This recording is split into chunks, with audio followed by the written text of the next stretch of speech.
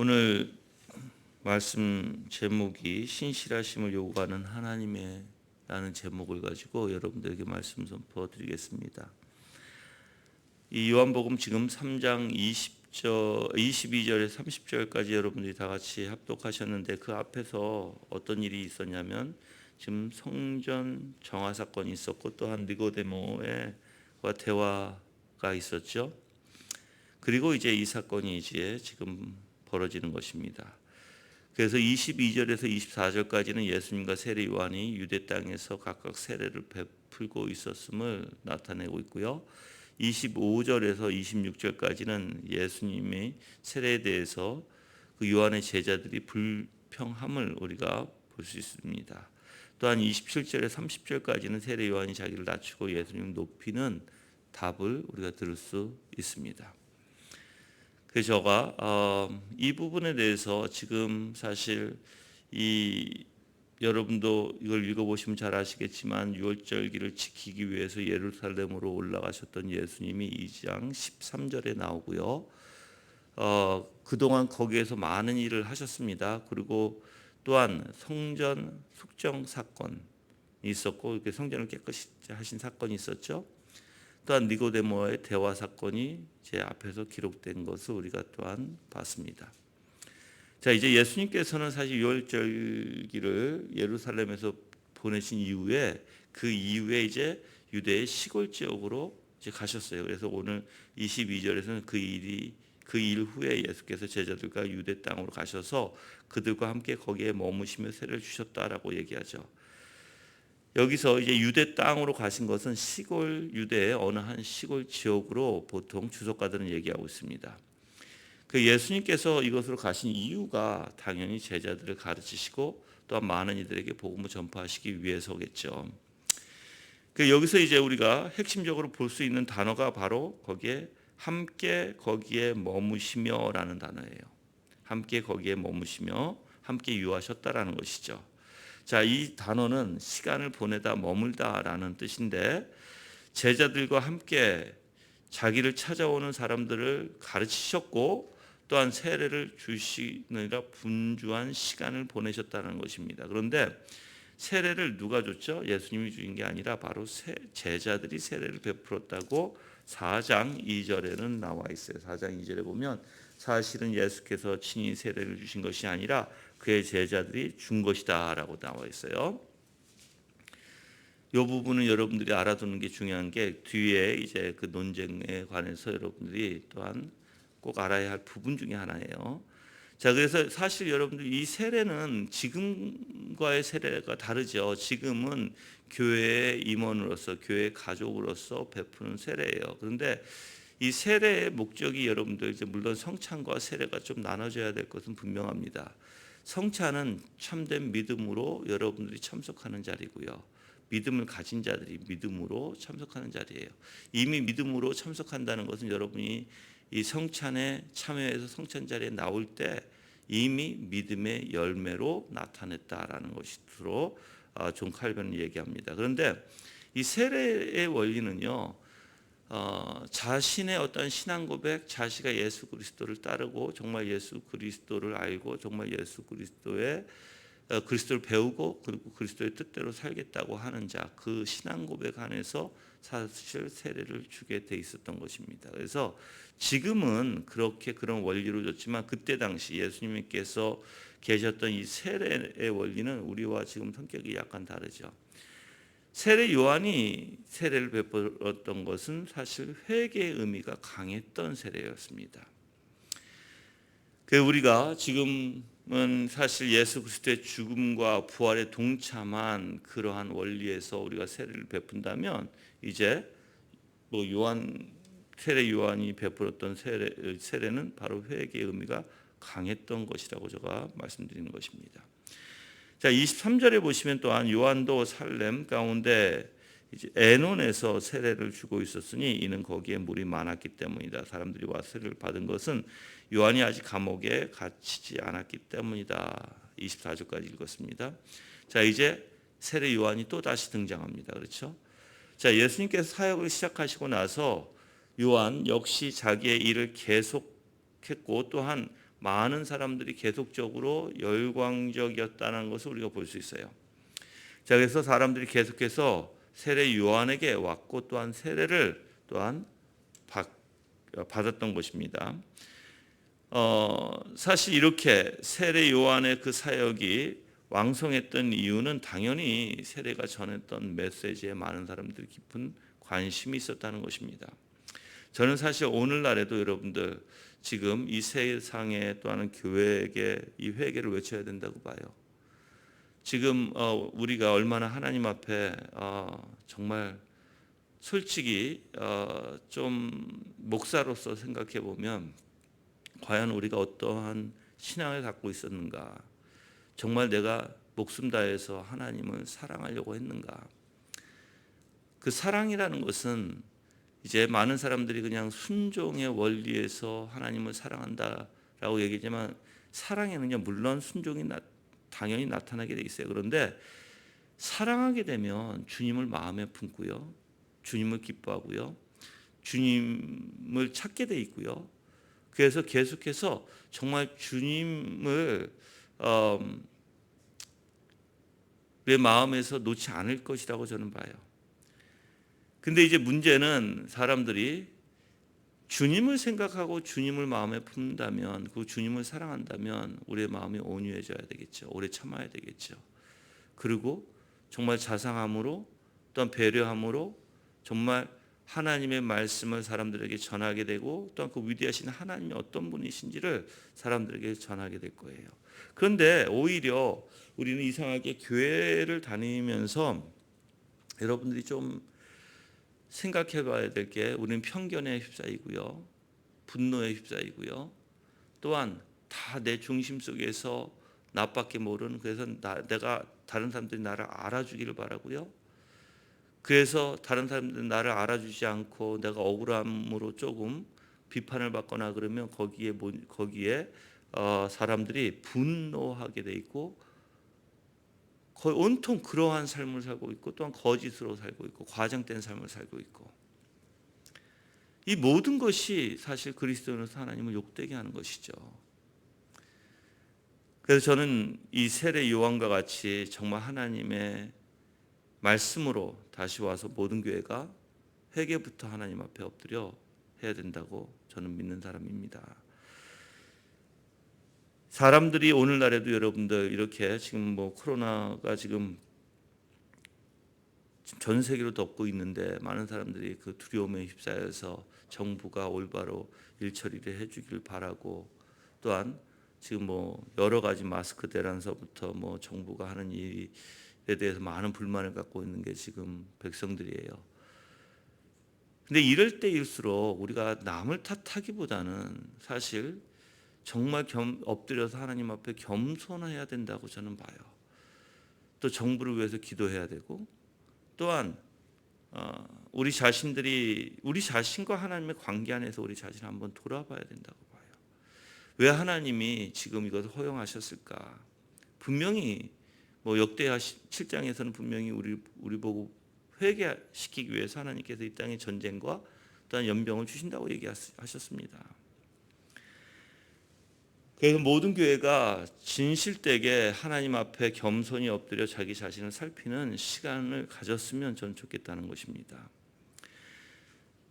이제 예수님께서 베풀었던 그 세례와 또한 이 세례 요한이 베풀었던 이 세례의 차이가 사실 두 분 다 사실 뭐 물론 예수님이 세례를 베풀지는 않았어요. 아까도 제자들이 베풀었어요. 그렇지만 이 둘 다 세례를 베풀었던 원리가 있는데 그 차이점이 이렇습니다. 즉 세례 요한은 오실 자를 위한 준비시키는 그러한 말씀이었고 그런 세례였어요. 또한 이제 예수님의 제자들이 베풀었던 이 세례는 이제 예수님께서 전하는 말씀에 관점을 두고 세례를 베풀었다라고 주석가들은 얘기합니다. 지금 세례 요한은 사실 이제 자기는 물러가게 돼 있고 이제 예수님을 높이게 돼 있다는 것이죠. 그래서 세례 요한의 사역은 이제 마지막 종이 울리기 직전이었고 예수 시대를 활짝 여는 것이었다라고 주석가가 얘기합니다. 실로 세례 요한은 자기에게로 오는 사람들에게 끝까지 바로 예수 그리스도를 쫓도록 가르쳤던 바로 선지자였습니다. 그리고 우리가 24절에서 지금 세례 요한이 아직 감옥에 갇히지 않았다고 얘기하죠. 사실 예수님께서 광야에서 시험을 받았던 시간과 또한 이 세례 요한이 잡혔던 시간은 거의 2년이라는 시간의 차이점이 있어요. 예수님께서 광야 시험은 AD 27년 가을이었고 요한이 처형을 당한 것은 AD 29년 겨울쯤이라고 표현합니다. 그래서 여기서 이제 갇히다라는 이 단어 안에 이제 어떤 의미가 담겨져 있냐면 사실 뭐 던지다, 두었다, 뭐 안으로라는 이런 의미들이 있지만 지금 이 의미 안에 이 문장의 의미 안에는 세례 요한이 자기에게 주어진 시간을 하나라도 허비하지 아니하고 옥에 던져지기까지 하나님께서 자신에게 맡기신 임무를 수행하는 데 온전히 자기 자신을 바쳤다라는 그러한 문장의 의미가 있을 것입니다. 자, 여기서 여러분들 오늘 주제인 이 신실함에 대해서 조금 볼 수 있다는 것이에요. 세례 요한이 자기에게 주어진 시간을 하나도 허비하지 아니하고 옥에 던져지기까지 하나님께서 자기에게 맡기신 임무를 수행하는 데 온전히 바쳤던 것이에요. 그래서 우리가 신실하려면 첫 번째 하나님께서 나에게 어떤 사역을 주셨는가 알아야 되고요. 두 번째는 내 임무가 그러니까 내 자리를 알아야 되고 두 번째는 이제 내 임무를 알아야 돼요. 내가 어떤 자리에 있는지를 모르면 우리는 하나님 앞에 신실할 수가 없을 것입니다. 그래서 지금 이 세례 요한은 자기가 어떠한 존재였고 뿐만 아니라 자기의 임무가 무엇이었는지 깨달았던 사람이에요. 근데 이게 예수님도 똑같아요. 그래서 우리도 똑같다는 거, 그 부분을 이제 제가 교리 부분에서 제가 이 부분 자세히 더 설명해 드릴 텐데, 그래서 정말 하나님의 신실하심을 내가 깨닫고 그 신실하심을 정말 아는 사람이라면, 그래서 하나님과 관계가 있는 사람이라면 하나님께서 우리에게 뭘 요구하시겠어요? 바로 하나님을 섬기는데 신실하라는 것이죠. 이렇게 주님의 부르심을 쫓아서 주어진 일에 최선을 다하다가 마지막에 어떻게 보면 처참한 그 생의 마감을 하는 상황에서도요, 세례 요한은 불평하지 않고 묵묵히 자신의 길을 걸어갔던 사람이었습니다. 그래서 여러분들이 신실함에는 불평함이 없어요, 여러분들. 불평하지 않고 묵묵히 걸어간 예수님도 똑같으셨어요. 그래서 지금 여러분들 지금 제가 설교하고자 하는 게 바로 이 신실의 원리예요. 예수님을 가만히 보면 예수님도 묵묵히 그 길을 감당하시고 어떤 누구에게 불평하지 않으셨어요. 세례 요한도 그랬어요. 바울도 그랬어요, 여러분들. 우리도 마찬가지예요. 우리도 하나님께서 우리 부르신 이유를 알게 되고 우리의 임무가 무엇인지 알게 되고 우리가 어떠한 존재임을 깨닫게 된다면 우리도 온전히 하나님을 의지하고 불평하지 않고 묵묵히 우리의 길을 걸어갈 수 있습니다. 하나님께서 우리에게 모든 걸 다 이미 주셨어요. 근데 이제 문제는 이제 우리가 내 존재를 모르고 하나님께서 나에게 주신 그 사역이 무엇인지 모르면, 사역이라고 해서 여러분들 우리 목사들만 얘기하는 게 아니에요. 모든 그리스도인들을 다 얘기하는 거예요. 모르게 되고 내가 왜 여기 있어야 되는지, 내가 어떠한 존재인지 모르게 되면, 그리고 또 하나님의 역사가 무엇인지 모르게 되면 하나님께서 나에게 일을 주실 때 모든 것을 충만하게 다 준비시켜서 주신 하나님인지 모르게 되면 어떻게 되죠? 우리는 불평하게 돼요. 불평은 여러분들 상황을 불평하는 게 아니라 여러분들이 배우고 계시는 하나님께 불평하게 되는 것입니다. 근데 이제 25절에 이상한 일이 벌어져요. 이제 세례 요한의 제자들 몇 명과 어떤 유대인들 사이에 정결 예식에 대하여 논쟁이 일어났다. 그들이 요한에게 와서 말하기를, 라삐님 보십시오. 요단 건너편에 당신과 함께 계셨고 당신께서 증언하셨던 분의 세례를 주시니 모두가 그분께 가고 있습니다. 라고 얘기합니다. 어떻게 보면 이제 이 논쟁이 예수님께서 세례를 베푸시는 곳에 더 많은 사람이 모이는 것을 본 유대인들에 의해서 이제 이 논쟁이 시작됐죠. 분명히 이 논쟁은 보기 좋은 모습은 아닌 건 사실이에요. 그래서 여러분들이 누구하고 논쟁하려고 하지 마세요. 들을 귀가 있는 자들은 들을 것이고 아직까지 들을 귀가 없는 자들은 듣지 못할 것이에요.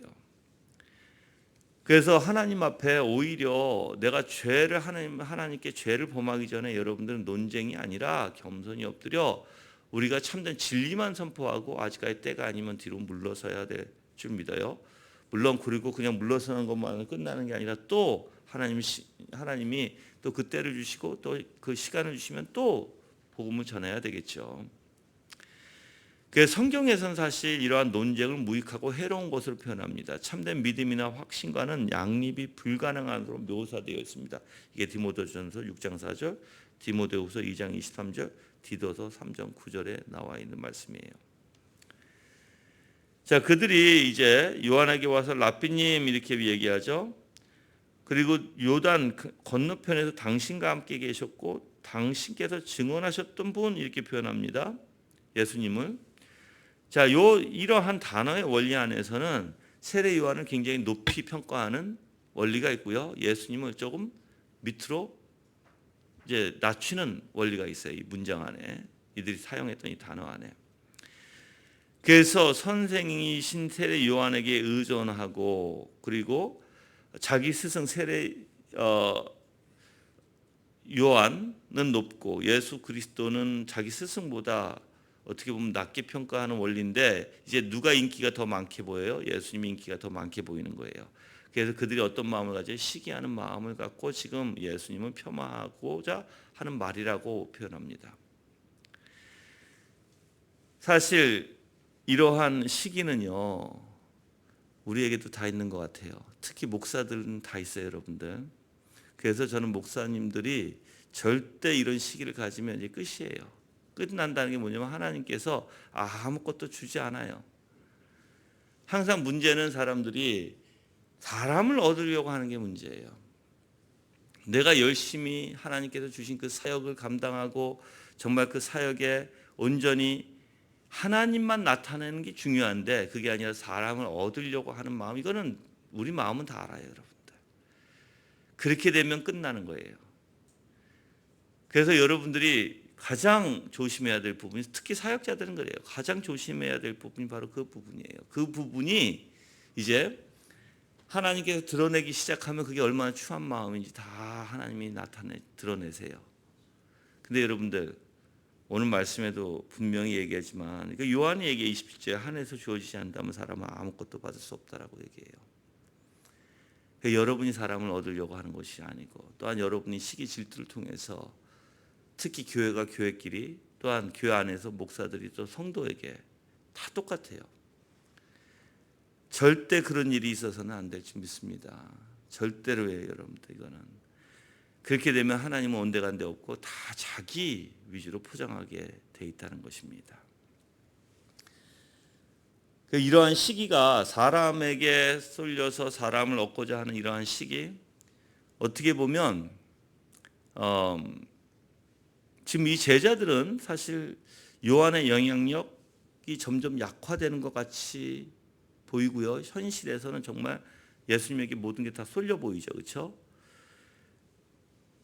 그래서 오히려 요한을 만나고자 찾아왔던 사람들 가운데서도 상당수가 예수님이 계신 곳으로 몰려갔다고 표현합니다.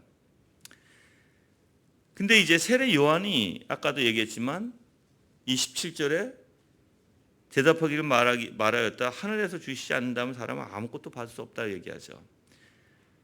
즉 세례 요한의 정말 하나님의 중심적 신앙이 무엇인지 보여주는 내용이에요. 여기에는 겸손도 또 보이죠, 그렇죠? 즉 자신의 몫이 무엇이며 예수님의 몫이 무엇인지 세례 요한은 깨달았다는 것입니다.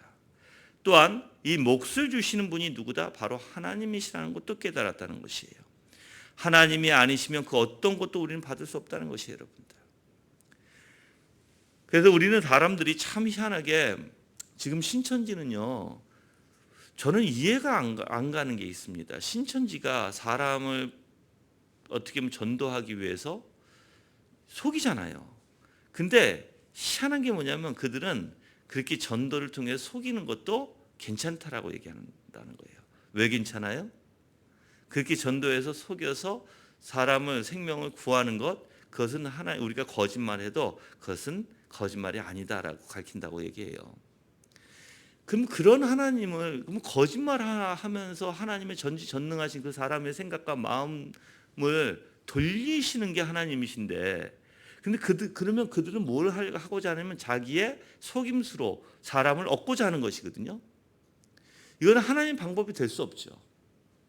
하나님은 여러분들 전도할 때 귀가 열리게 하세요. 귀가 열린다는 것은 생각과 마음으로 그 말씀이 무엇인지 깨닫게 되고 그 마음에 흥미를 갖게 되고 그 마음에 내가 그러니까는 끌리게 된다는 것이에요. 그래서 더 듣고 싶어 한다는 거예요.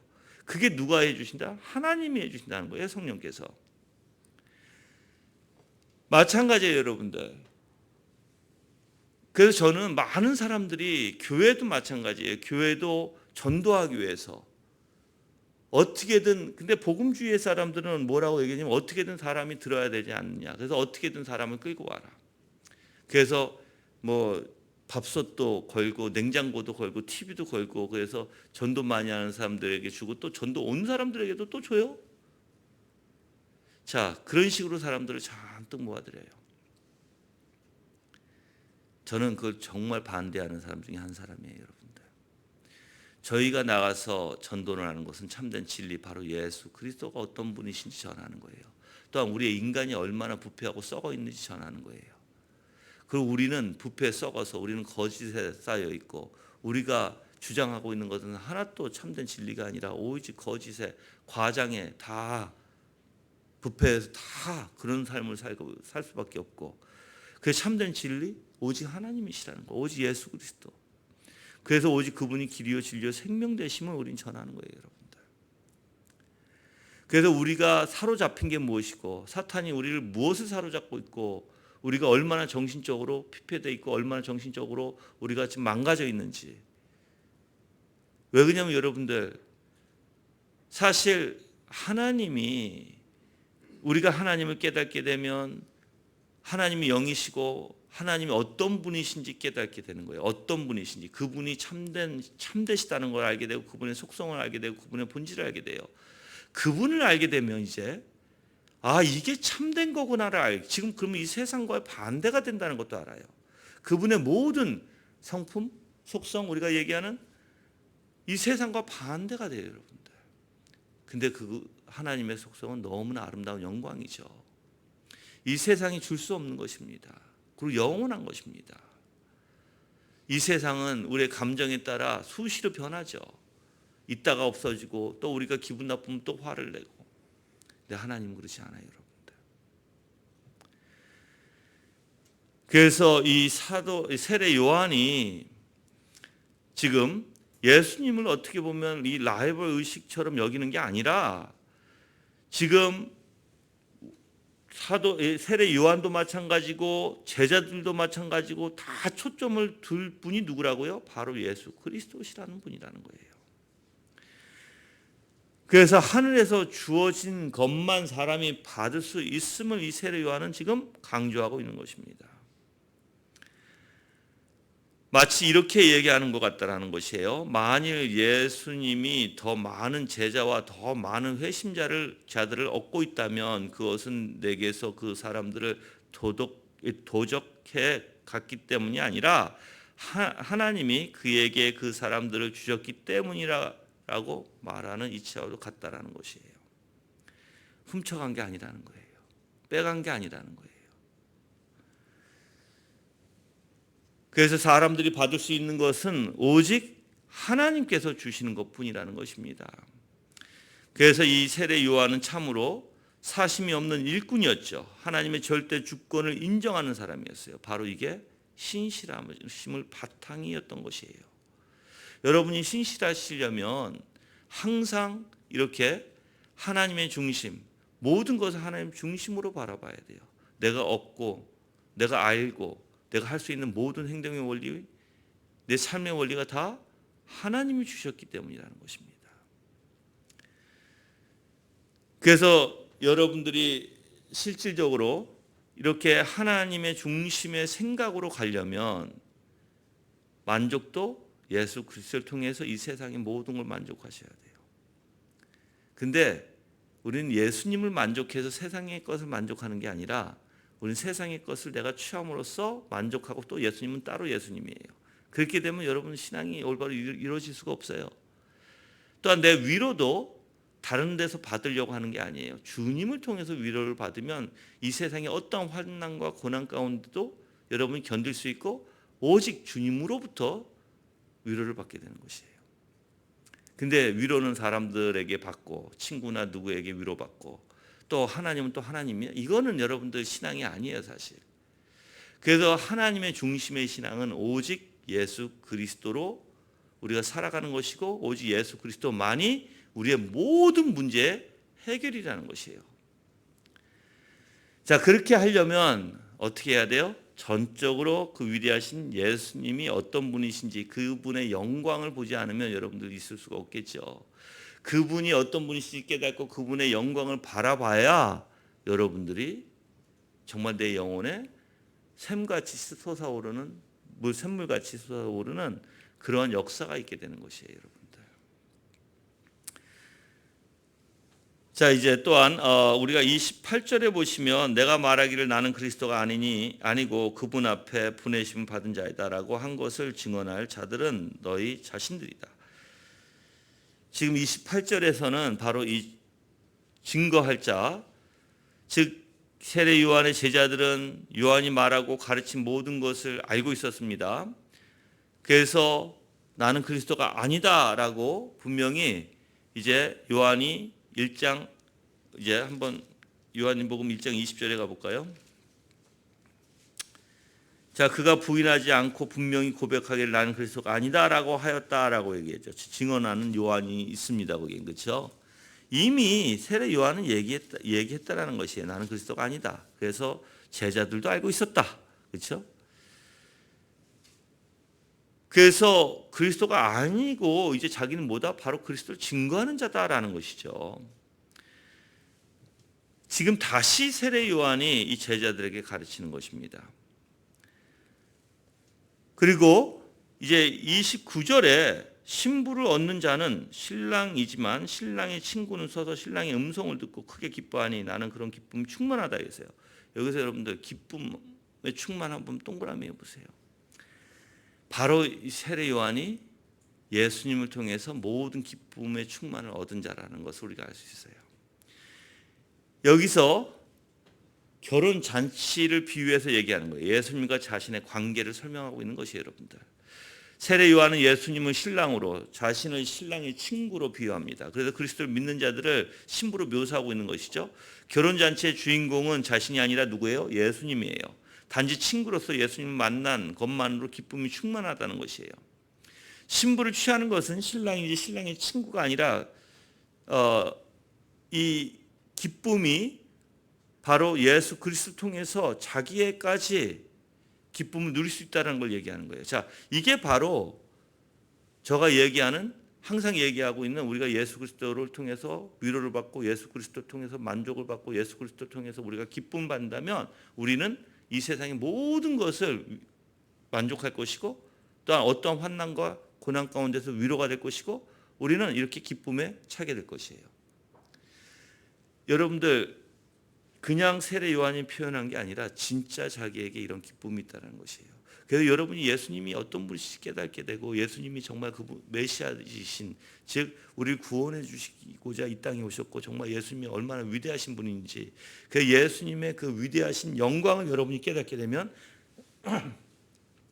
여러분이 그분을 알 때마다 우리가 깨달을 때마다 우리는 기뻐지게 되고 감격하게 되고 우리가 감동받는다고 하죠. 감정으로서의 감동이 아니에요, 여러분들.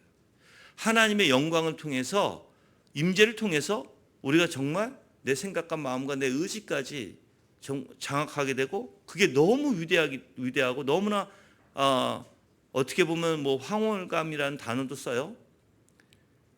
이 세례 요한도 마찬가지예요. 지금 그 예수님이 어떤 분이신지 깨닫고 거기에 기쁨에 차 있는 것입니다. 저는 여러분들이 이렇게 왜 하나님이 중보자 되신 예수 그리스도 그냥 중보자로 십자가에 죽으신 것으로 끝나는 게 아니라 우리를 이 땅에서부터 그 하늘의 것에 소망을 두게 하시고 하늘의 것을 맛을 보게 하시고 또한 하나님과의 그 관계 안에서 정말 참된 영광 예수 그리스도의 형상으로 담는 것이 무엇인지를 이미 우리에게 그리스도인이라면 다 하나님께서 보여주세요. 그래서 존 오웬은 이러한 하나님의 영광을 맛보지 않은 사람은 믿음이 없는 자라고 얘기하는 것이에요. 믿음이라는 것은 이렇게 하나님의 영광을 취하게 되고요. 영광을 깨닫게 되고 영광을 바라보게 되고 또한 영광이 무엇인지 알게 된다는 것이에요, 여러분들. 그것으로 우리가 살아가는 거예요. 많은 이들이 믿음이 행위 없는 믿음이라고 하지만 여러분들 이 행위도 어디서 나오냐면 바로 하나님의 영광을 통해서 나오게 돼 있는 거예요. 저는 여러분들이 그냥 기뻐하고 위로만 받고 여러분들이 만족만 하고 그런 삶이 아니라 내가 하나님 예수 그리스도의 사랑을 알아서 그 사랑의 정말 위대함을 깨닫고 내가 그 사랑의 영광을 보면 나 또한 이 세상의 사랑으로 예수 그리스도의 사랑으로 반사되게 하게 되고요. 나타내게 되고 내가 또한 예수 그리스도의 십자가의 헌신에 대한 영광을 봤어요. 그럼 나 또한 이 세상에 헌신되어져야 되는 거예요. 그래서 우리는 가만히 하이퍼 칼빈주의 같이 우리는 가만히 앉아 있을 수도 없고 알미니안주의 같이 그냥 자기의 의지 가지고 은혜를 받기 위해서 의지만 행하는 자들도 아니에요. 문제는 이러한 영광을 여러분들이 어떻게 받느냐. 이미 다 주셨잖아요. 하나님께서 은혜의 수단을 우리에게 주셨고 그래서 우리가 말씀을 듣고 기도하고 묵상 가운데 하나님 아는 공부 가운데 연구 가운데 살아야 된다는 거. 부단히 혼자 상상하면서 살아가는 게 아니에요, 여러분들. 또한 충만이라는 단어 보겠습니다. 충만이라는 단어. 이 충만이라는 건 성령 충만을 쓰는 중요한 단어라고 얘기해요. 여기서에도 수동태로 써 있는데 풍부하게 채우시는 하나님의 역사와 관련되어 있다는 것이에요. 자, 이 충만하는 것들에는 지혜가 있죠. 또한 성령이 있습니다. 위로가 있습니다. 그래서 지혜는 누가복음 2장 40절에 있고 성령은 에베소서 5장 18절에 있고 위로는 고린도후서 7장 4절에 있습니다. 그리고 또한 평안이나 기쁨도 성도들에게 가득 채워주신 하나님의 선물이라는 것을 요한복음 14장 27절 또한 요한복음 15장 11절에 말씀하고 있어요. 이렇게 세례 요한의 기쁨이 즉 하나님께서 어떻게 해요? 충만하게 채워주신다는 것입니다. 이 세상 사람들과 달리 그리스도인들은 누구로부터 기쁨을 얻어요? 바로 예수 그리스도를 통해서 얻게 되는 것이에요. 그래서 항상 하나님은요 우리에게 이러한 기쁨, 이러한 기쁨의 충만 모든 것을 충만히 채워주시는 원리예요. 왜? 하나님의 속성의 일부가 뭐예요? 바로 충만하신 하나님이시기 때문에 그래요. 이 신랑의 친구라는 위치에서 신부와 신랑 사이에 어떻게 보면 이 세례 요한은 연락자로 동행했고, 그러니까는 이제 예수 그리스도가 있어요. 또한 여기 신부가 있어요. 신랑이 있고 신부는 우리를 뜻해요. 이 중간에 뭐예요? 연락, 즉 같이 연계를 맺어주는 자로서 동행했을 뿐이고 자신의 유일한 의무가 그리스도의 길을 예비하는 것이었고 그래서 신부와 신랑을 만나도록 연결시켜주는 것임을 잘 알고 있었다는 것입니다. 그리고 자기 일이 끝나자 매우 흡족했고 다 자기 일이 끝났을 때 기꺼이 기쁨으로 물러설 수 있는 자가 됐던 것이라는 거예요. 여러분들. 저는 여러분들이 그러한 신앙을 갖는 그리스도인이 되기를 바랍니다. 자, 이제 30절에 보시면 그분은 흥해하고 나는 쇠해야 된다라고 하죠. 아주 귀한 말씀이죠. 여기에 대한 예수님에 대한 지극한 존경심으로 나타내는 문장이라고 얘기합니다. 그래서 예수님이 더욱더 부각될 수 있도록 그래서 세례 요한 자신과 비교해서 예수님의 그 위대성을 극대화시키는 문장이라고 얘기합니다. 이걸 직역하게 되면 그분은 반드시 강하게 되어야 한다예요, 여러분들. 그래서 세례 요한은 예수님께서 더 위대하게 되셔야만 한다고 주장하고 있고요. 예수님을 통해서 전개될 구속사의 획기적인 새로운 변화를 또한 예고해 주는 문장이라고 합니다. 자, 세례 요한은 이미 하나님의 계획을 알고 있었습니다. 그리고 이제 자기 자신을 어떻게 해요? 쇠해야 된다라고 얘기합니다. 쇠하다라는 것은 작아지는 것, 감소되는 것이라고 얘기해요. 그래서 지속적으로 작아져야 되고 그 자신을 따르는 자들 또한 계속해서 감소돼야 한다는 주장이에요. 반대로 이제 흥해야 된다는 단어가 있죠. 이것도 계속적인 진행형이에요. 그래서 이 세례 요한은 지금 무대 위의 중심이 바로 예수 그리스도고 예수 그리스도는 어떻게 돼요? 계속해서 높아지셔야 되고 계속해서 커지셔야 되고 계속해서 사람들이 다 이끄셔야 된다는 것이에요. 우리도 마찬가지예요, 여러분들. 여러분이 자 그러면 내가 주님을 높여야 되고 주님만 나타내야 되겠다. 그럼 반대로 뭐가 돼야 돼요? 겸손이 있어야 돼요. 여러분이 죽어져야지 예수님을 높일 수 있는 거지. 여러분이 죽어지지 않고 예수님 높인다는 거짓이에요. 근데 많은 사람들은 내가 낮아지기를 원치 않아요. 그냥 주님만 높이려고 하겠죠. 아니에요. 뭐가 문제예요, 그거는 여러분들. 여러분들이 정말 예수님을 높이려면 여러분 자신이 낮아지세요. 무너지세요. 깨지세요. 여러분이 어떠한 존재인지 알으세요. 자, 이제 신실하심에 대한 교리를 얘기할게요. 이 교리는 5가지로 제가 분리해서 말씀을 드릴 텐데 우선 당연히 하나님은 신실하심에 대한 거예요. 자, 그런데 이 신실하심은 성실하심이라는 단어도 같이 써요. 근데 영어로는 faithfulness죠. faithful이라는 단어인데 자, 근데 이 세상 사람들은 여러분들 이 성실, 신실 알지 못해요, 솔직히. 하나님이 가지고 계시는 이 신실하심이 도대체 무엇인지 몰라요. 많은 사람들이 일을 열심히 하고 꾸준하면 저 사람은 성실해 이렇게 표현하죠. 어떠한 의미에서는 맞지만 하나님의 것과 비교하면 그 단어는 사실 맞지도 않은 거예요. 그래서 그런 부분들을 제가 조금 알려드리려고 해요. 그래서 우리가 얼마나 불성실한가, 우리가 얼마나 변덕이 심한가. 여러분들 우리는 너무 변덕이 심해요. 그래서 하나님하고 우리가 이렇게 대면하고 정말 하나님의 신실하심을 보면 우리가 고개를 못 들어야 돼요, 원래.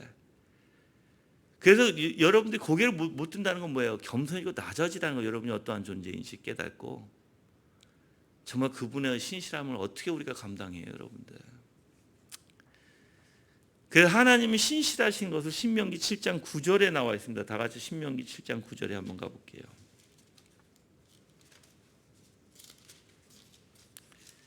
신명기 7장 9절 말씀해 보시면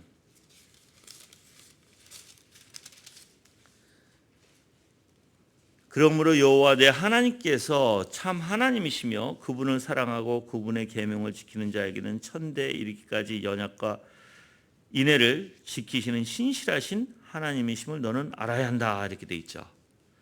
자, 여러분들 여기서 이제 첫 번째예요. 첫 번째는 신실하심의 정의부터 제가 말씀드릴게요. 첫 번째, 여러분들 하나님은 이 신실하심의 기본된 정의의 원리는 여기서도 지금 9절에서도 얘기 하나님께는 참 하나님이시며라고 돼 있죠. 그래서 참 되시다라는 뜻이에요. 하나님 참 되시다. 자, 하나님이 진실하신 하나님 또한 신실하신 하나님 의미를 전달하는 게 바로 하나님은 참되시다라는 거예요. 그래서 우리가 진실하신 하나님이 있지 아니하면 신실함도 없다는 거예요. 그래서 하나님의 이런 신실하심은 말씀이 참되시죠. 하나님의 모든 속성이 참되세요. 그래서 이제 제가 신실함을 쭉 풀어갈 때 하나님의 속성도 포함되어 있어요. 하나님 거짓말하실 수 있는 분이 아니에요, 절대로. 그래서 우리는 하나님이 자기의 말씀과 자기의 본성에 늘 전념하시고요, 충실하십니다. 그래서 하나님이 거룩이에요. 그럼 거룩을 어떻게 해요? 거룩을 100% 완벽한 거룩을 이루세요.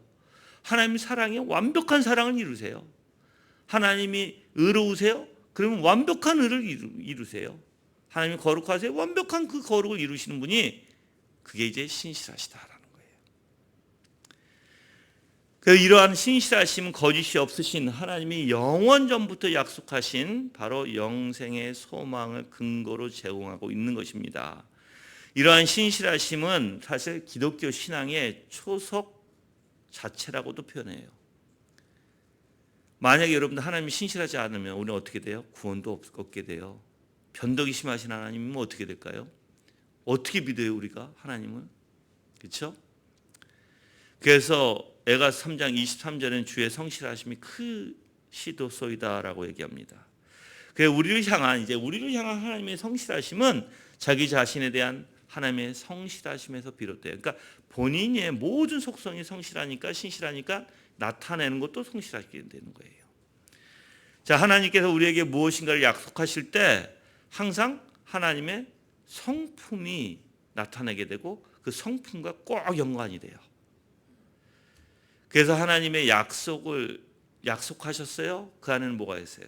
하나님의 모든 속성이 그 안에 다 있어요. 약속 안에. 그래서 이 약속을 깬다는 것은 그거는 있을 수가 없는 일이라는 거예요. 디모데후서 2장 13절에 우리는 미쁨이 없을지라도 주는 항상 미쁘시니 자기를 부인할 수 없으시리라라고 얘기합니다. 미쁘다는 건 뭐죠? 신실하시다라는 거예요. 그래서 하나님의 백성은 심지어 신실하지 못해요. 우리는 신실하지 못해요, 여러분들. 근데 하나님이 신실하세요. 자, 그래서 여러분들이 야훼이라는 이 하나님의 말씀에 뭐가 표현이 되어 있냐면 하나님이 스스로 우리의 약속이 되어 주셨다예요. 하나님이 스스로 뭐예요? 우리의 약속이 되어 주셨다. 우린 신실하지 못하니까 그분이 신실함으로 스스로 약속이 되어 주셨다. 근데 그러면 그분이 스스로 이루실 거라는 거예요. 우리가 신실함이 없을지라도 다 이제 물론 당연히 우리가 예수 그리스도 안에서 신실해야 돼요. 그게 하나님 우리에게 요구하시는 바예요. 그렇지만 우리가 완벽하게 하나님이 기뻐할 만큼의 신실이 없을지라도 예수 그리스도를 통해서 하나님은 우리를 그렇게 신실함으로 봐주신다는 거예요. 그래서 우리가 좀 오해를 하면 안 되겠죠. 왜 그러냐면 우리는 항상 내가 무엇인가 잘하려고 하고 완벽하려고 하고 내가 무엇인가 잘못하고 내가 부족함이 있으면 내 자신을 학대하고 내 자신을 자아자책하고 거기 빠져버려요. 아니에요. 하나님은 그럴지라도 너 나한테 와. 너가 연약할 때, 너가 신실하지 못할 때 나한테 와. 내가 너의 신실이 돼줄게. 그러니까 그런 하나님이시라는 거예요.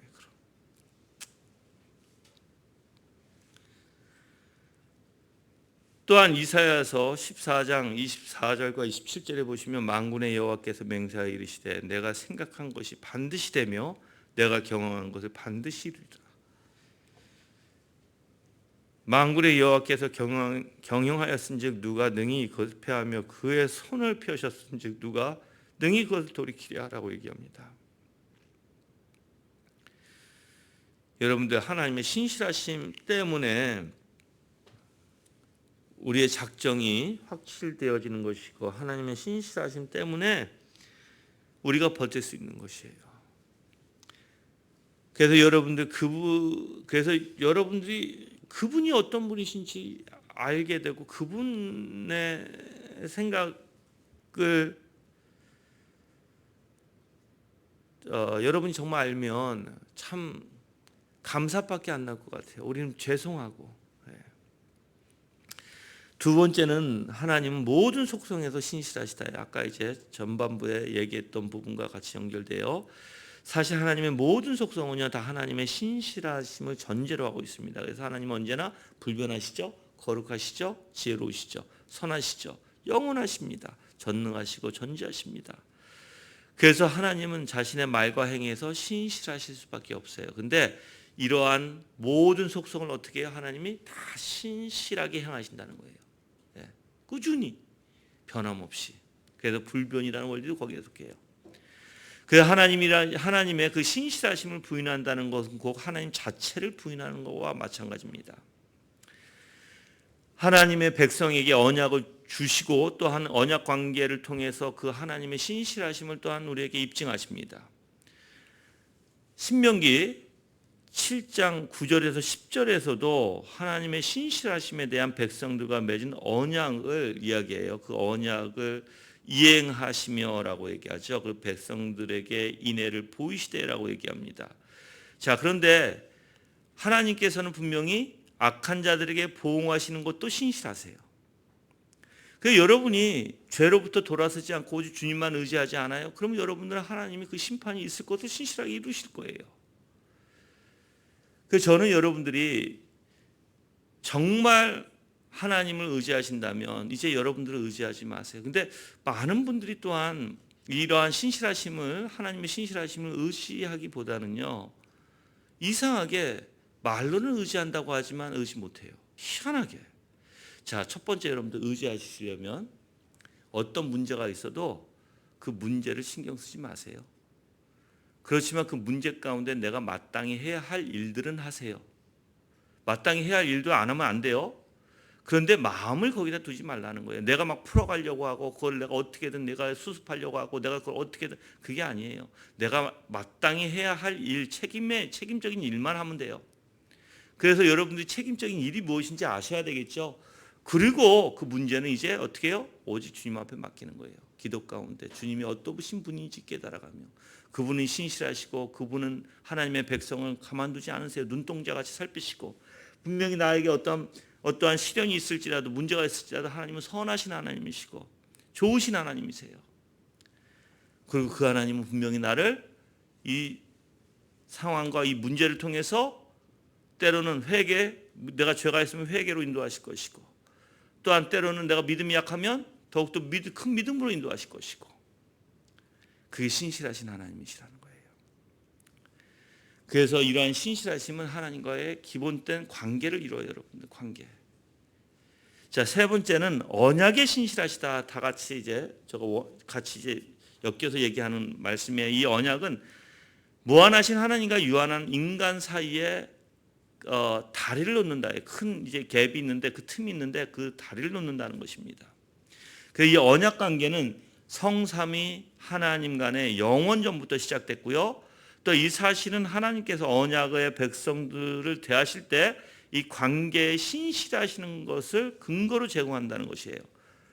자, 그래서 이제 네 번째는 삼위일체 안에 성자는 성부께 신실하시며 성부는 성자에게 신실하시다. 이 네 번째예요. 같이 연결되는 부분이죠. 자, 언약이 창세전부터 삼위일체 안에서.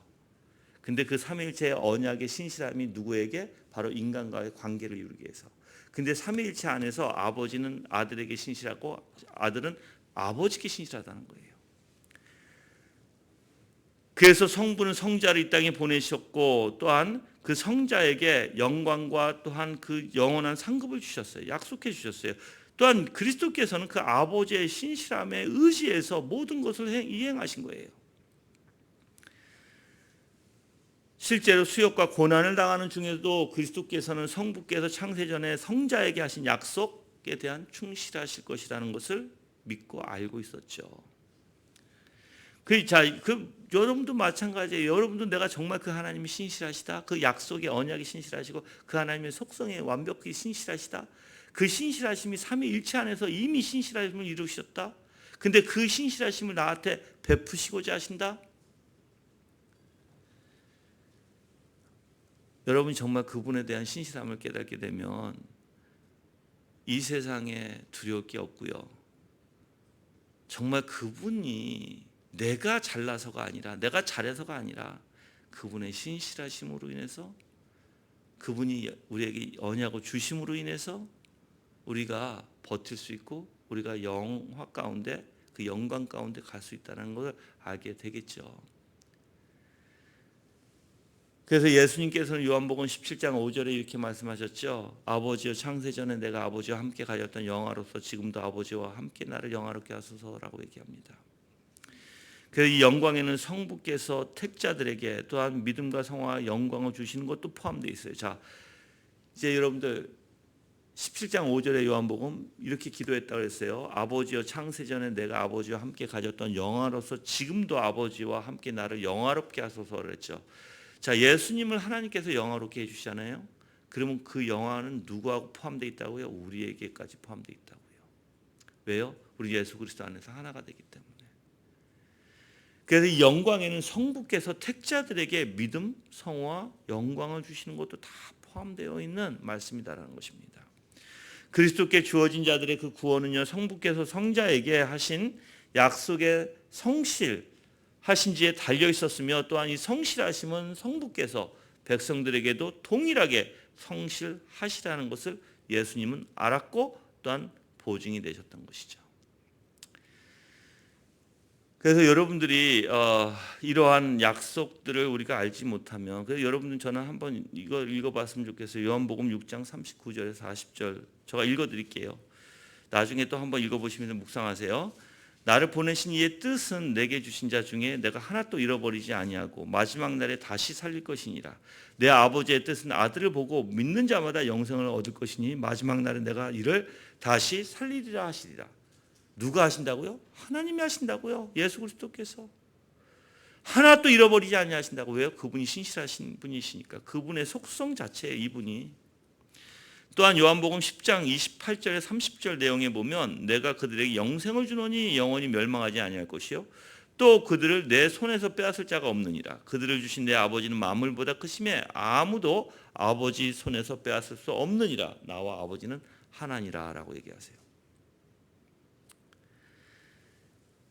자, 여기서도 여러분들 이 구절에서 우리가 깨달을 수 있는 게 두 위격으로서, 그러니까 성부의 위격, 성자의 위격으로서 뜻, 하나의 뜻이었고 하나의 목적이었어요. 그것은 바로 죄인을 구원하신 거였습니다.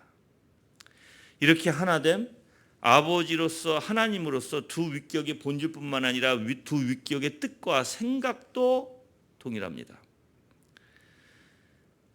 그래서 이 그리스도와 이제 그 성부 하나님이 동일한 뜻을 가지고 동일한 생각을 가지고 동일한 목적을 가지고 동일한 바람을 갖고 있었다는 것입니다. 그 다섯 번째는 바로 그리스도의 신실하심이에요, 여러분들. 다섯 번째는 자, 성부 하나님의 대리자로서 그리스도께서는 하나님의 신실하심을 보여주고 있죠. 자, 그래서 그리스도를 일컬어서 충신과 진실이라고 계시록 19장 11절에서는 얘기하고 있습니다.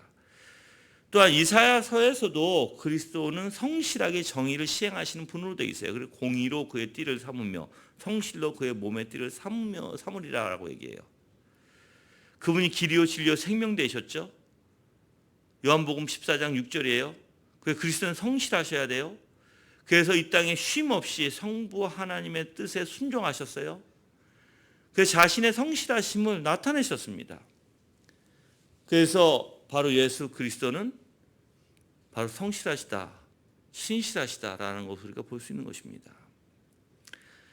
또한 예수 그리스도의 말씀이 참되시죠. 그 말씀도 또한 신실하시다는 거예요. 그래서 하나님의 대변자로서 진리를 선포하셨습니다. 또 우리에게 약속을 주셨어요. 두세 사람이 있는 곳에, 두세 사람이 그 이름 예수 그리스도의 이름으로 모인 곳에 임재하시겠다고 약속하셨어요. 마태복음 18장 20절이에요. 제자들과 항상 함께 있겠다고 약속하셨어요. 마태복음 28장 20절. 그래서 여러분들 이러한 예수 그리스도의 모든 신실하신 말씀은요, 정말 바로 예수 그리스도의 십자가의 대속과도 연관되어 있습니다. 그분의 죽음, 그러니까 그분의 삶부터 이렇게 그분의 삶, 그분의 죽음, 그분의 부활까지. 그래서 요한복음 5장 24절에 내가 진실로 진실로 너에게 이르노니 내 말을 듣고 또 나 보내신 이를 믿는 자는 영생을 얻었고 심판에 이르지 아니하시나니 사망에서 생명으로 옮겨졌느니라라고 얘기합니다. 여러분들 예수님은 신실하세요. 우리가 분명히 성경을 통해서 다 볼 수 있고 히브리서에서도 이렇게 얘기해요. 히브리서 2장 17절. 그러므로 그가 범사의 형제들과 같이 되심이 마땅하도다. 이는 하나님의 일에 자비하고 신실한 대제사장이 되어 백성의 죄를 속량하려 하심이라 라고 얘기합니다. 그래서 존 오웬은 또 이렇게 얘기해요. 신실함은 우리의 모든 영적 관심사를 특히 시험이나 고난의 문제를 정확히 부단히 세심히 헤아리시는 데서 볼 수 있다라고 얘기해요. 여러분들 하나님이 예수님이 지금 우리가 겪고 있는 걸 다 모르실까요? 다 아세요. 지금 코로나로 인해서 굉장히 힘들고 사람들이 공포에 질려 있는 것도 다 알고 계세요. 근데 하나님 어떻게 해요? 우리를 지키시는 분, 눈동자같이 살피시는 분. 그래서 저는 여러분들이 그러한 모든 공포심이나 두려움이나 이런 것에서 벗어나려면 오직 예수 그리스도로 자유함 받아야 돼요. 근데 그 자유함을 받으려면 그분의 영광을 보셔야 돼요, 여러분들. 그분의 신실하심의 영광을 보면 어떻게 될까요? 우리도 신실해져요. 정말 그분의 신실함이 너무 아름답고 내 생각과 내 마음과 내 의지까지 정말 장악하고 압도해서 내가 그분의 신실하심에 정말 감동받는다면 여러분도 신실해져요. 근데 이러한 대제사장으로서 그리스도께서는 이러한 은혜의 상태를 우리에게 항상 유지시키시고 또한 그것을 이끌어 가시기 위한 큰 관심을 가지고 계신다는 걸 우리가 알 수 있죠. 그래서 여러분들 이런 신실하심은 나에게 없는 거죠. 누구로부터 얻어야 돼요? 그리스도로부터 얻어야 돼요. 여러분이 내가 신실할 거야? 안 돼요, 여러분들. 절대 안 됩니다. 적용에서는 4가지를 말씀드리고 마치겠습니다. 첫 번째는 자신도 하나님께서 우리 자신도 신실하라는 부르심을 우리가 받았다라는 것이에요. 우리 자신도 신실하라는 부르심을 받았다가 첫 번째입니다. 자, 우리의 믿음은 하나님의 신실하심에 화답한다고 얘기해요. 그래서 히브리서 11장 11절에는 믿음으로 살아 자신도 나이가 많아 단산하였으나 잉태할 수 있는 힘을 얻었으니 이는 약속하신 이를 미쁘신 줄 알았음이라 라고 얘기해요. 자, 이러한 하나님을 소유한 자, 성령을 소유한 자는 당연히 뭐가 나타나야 돼요? 열매로 신실함을 열매로 나타내야 돼요. 그게 성경의 약속이에요. 여러분들 갈라디아서 5장 22절에 오직 성령의 열매는 사랑이 있죠, 희락이 있죠, 화평이 있죠, 오래 참음이 있죠, 자비가 있죠, 양선이 있고 충성이 있어요. 이 충성이 바로 신실이에요. 그래서 하나님께서는 우리의 신실하심을 뭔가 중요한 거로 여기고 계십니다. 그래서 계시록의 2장 10절에서도 뭐라고 얘기하냐면 잘 들어보세요. 지금 한번 다 같이 읽어볼까요? 계시록 2장 10절. 왜냐하면 지금 오늘 나이가 너무나 비슷해서 제가 2장 10절 말씀에 보면 이렇게 얘기합니다. 너는 장차 받을 고난을 두려워하지 마라. 보아라, 마귀가 너희 가운데 어떤 이들을 감옥에 던져 시험을 받게 할 것이다. 너희가 10일 동안 환난을 당할 것이나 너는 죽도록 충성하여라. 그렇게 하면 내가 내 생명의 면류관을 너에게 주겠다 했어요. 고난 가운데 뭐하라? 신실하라. 고난 가운데 어떠한 고통이 있을 가운데 신실하라. 그래서 이제 두 번째는 이거예요. 시련과 박해와 환난을 그리스도의 신실함으로 이겨라예요. 여러분들이 이러한 고통을 환난을 이길 수 있는 방법은 오직 하나님 예수 그리스도를 의존하는 건데 예수 그리스도를 뭘 바라보고 예수 그리스도께서 그 고난과 고통 가운데 걸어가셨던 그 신실함을 보고 이기라는 거예요. 예수님께서는 친히 마귀와 죽음을 정복하셨습니다. 그리고 자신의 신실함을 증명하셨습니다. 그리고 그리스도인들도 시련과 박해 가운데서 우리가 신실하게 살아갈 수 있습니다. 이런 신실함은 그리스도를 통해서 그리스도를 통해서 사실 하나님께서 우리에게 신실함을 보여주셨고, 만약에 여러분이 이런 신실함을 예수 그리스도와 별개로 하나님과 별개로 신실하고 하고자 한다면 그건 불가능해요, 여러분들. 자, 그러면 여러분들이 이 신실함의 영광을 보기 위해서는 예수 그리스도께서 걸어가신 일. 그러니까 구약서부터 한번 볼게요. 하나님이 그렇게 죄인들이 하나님을 죄를 지었을 때도 하나님이 어떻게 하셨어요? 끝까지 유대 그리스도인들을 붙들어 주셔. 그러니까 유대인들을 붙들어 주시고 놓지 않으셨어요. 신약에 와서 이제 예수 그리스도 보내주셨어요. 신실하게. 또 예수 그리스도는 어떻게 사셨어요? 삶 전체가 아버지를 믿는 믿음 안에서 신실하게 사셨어요. 그러니까 이 신실은 이상하게 뭐하고 연결되냐면 또 아버지의 사랑과 연결이 돼요. 그래서 온갖 종류의 환경을 견디셨던 것이 바로 아버지를 사랑하고 아버지를 믿었고 그래서 신실함의 원리에 살았다는 것이에요. 그래서 여러분들 이러한 신실한 것을 여러분이 부단히 묵상하고 예수 그리스도에 대한 하나님에 대한 그래서 그 영광을 여러분이 보셔야 돼요. 얼마나 위대하신가. 세 번째는 이제 하나님과 수직적 관계에서 신실하다면 이웃과 수평의 관계에서도 신실할 수 있다는 것입니다. 자, 하나님과 그리스도께서 우리에게 보여주신 신실함이 있죠. 그러면 우리 역시 하나님과 그리스도께 신실해야 되겠죠, 그렇죠? 이게 이제 수직이에요. 자, 그런데 그렇게 되면 당연히 이 세상에 다른 이웃들에게, 다른 사람들에게, 사회에게도 신실할 수 있어요. 그래서 수직 방향의 신실함은 수평 방향의 신실함으로 이어진다라고 얘기합니다. 여러분들, 그래서 예수님께서도 이렇게 했죠. 하나님을 사랑하면 이웃을 사랑한다. 그게 수직과 수평의 원리예요. 만약에 어떤 사람이 나는 하나님을 사랑하는데 다른 사람을 미워해요? 그건 뭐가 문제예요? 내가 하나님 앞에 회개했어. 그런데 다른 사람한테 회개를 안 해요? 그건 문제예요, 여러분들. 그건 뭐가 이상한 거죠. 성경에서는 항상 수직과 수평의 원리예요. 그래서 하나님과 관계에서 수평의 원리가 나타나게 돼 있어요. 그게 안 나타나잖아요. 그건 회개가 아니에요. 여러분이 하나님을 사랑하는 것도 아니고 회개한 것도 아니라는 거예요. 자, 이제 네 번째는 우리가 하나님을 신실하게 섬기기를 원하신다. 하나님은 우리가 하나님을 신실하게 섬기기를 원하신다는 것입니다. 그리스도의 사랑의 신실함은요, 성령의 열매, 즉 우리가 소유하고 싶다고 해서 소유되어지는 것이 아니에요. 우리가 고르고 싶다고 해서 골라지는 게 아니에요. 그게 아니라 우리의 마음대로가 아니라 누구의 마음? 성령님의 뜻하신 대로 성령께서 그 성령의 원리를 우리에게 주신다는 거예요. 신적인 원리. 그게 바로 선하심과, 아까도 우리가 성령의 9가지 열매를 얘기했죠. 그 모든 열매가 우리 안에서 역사되어진다는 것이에요. 그래서 그리스도로 살면서 열매를 못 맺으면 이건 뭐가 문제겠죠. 그러니까 둘 중에 하나는 거예요. 열매를 맺든지 안 맺든지. 중간이 없어요, 여러분들. 중간에 있는 사람은 뭐가 이상한 거라는 거예요, 여러분들.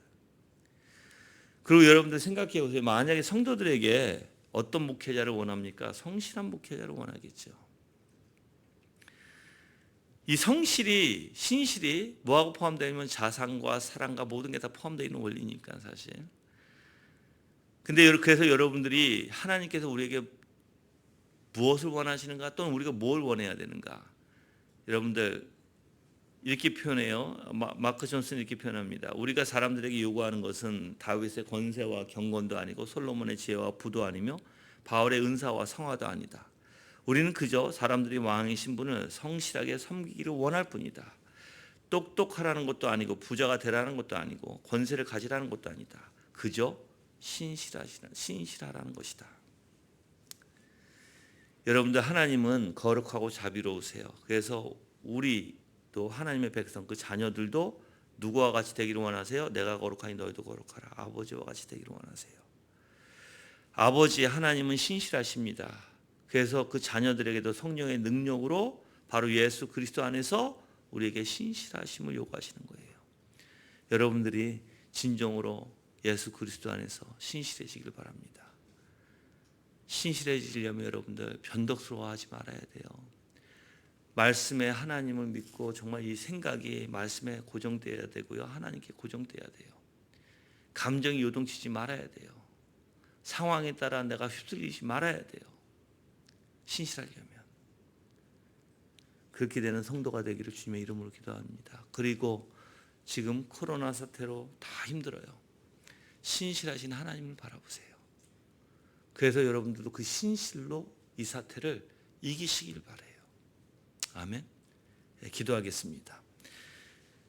다 같이 하나님의 은혜 가운데 정말 예수 그리스도만을 바라보고 예수 그리스도 안에서 정말 하나님이 우리가 오늘 성경을 통해서 배웠던 바로 세례 요한도 정말 자기의 사역을 깨닫고 자기가 마땅히 해야 할 일들을 하면서 신실함을 보여줬고, 하나님도 신실하시고 예수 그리스도 신실하시고, 이제 우리에게 그 신실을 요구하시는 하나님에 대해서 깊이 묵상하며 다 같이 기도하는 시간 갖겠습니다. 기도하시겠습니다.